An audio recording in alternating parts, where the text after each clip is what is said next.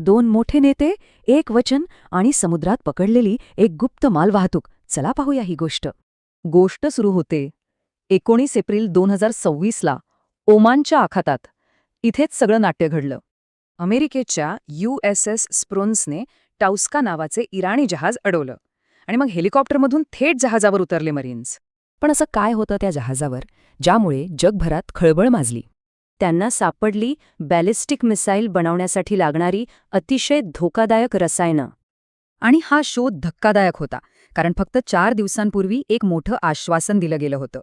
हो, चीनचे अध्यक्ष शी जिनपिंग यांनी अमेरिकेचे अध्यक्ष ट्रम्प यांना थेट लेखी वचन दिलं होतं.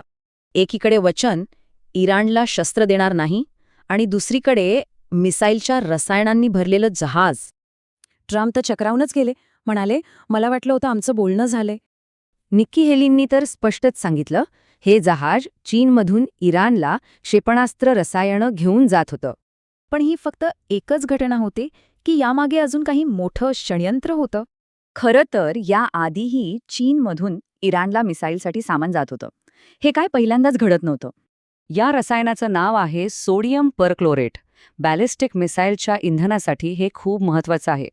या सगळ्यावरून चीन आणि इराण यांच्यातलं एक वेगळंच नातं समोर येतंय. आणि ह्या नात्याचा एक महत्त्वाचा आधार आहे इराणचं तेल. चीन हा सर्वात मोठा ग्राहक आहे. म्हणजे चीनचं धोरण दुटप्पी आहे.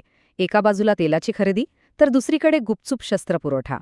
चीनने जरी हे नाकारलं असलं तरी पुरावे एका मोठ्या वादाकडे बोट दाखवत होते. या सगळ्या तणावात एका मोठ्या भेटीची तारीख ठरली, 14 मे. ट्रम्प आणि शी काही आठवड्यांतच बीजिंगमध्ये समोरासमोर येणार होते. वातावरण तापलं होतं. पण दिलेलं वचन मोडल्यावर आता या दोन नेत्यांमध्ये बोलण्यासारखं काय उरलं असेल?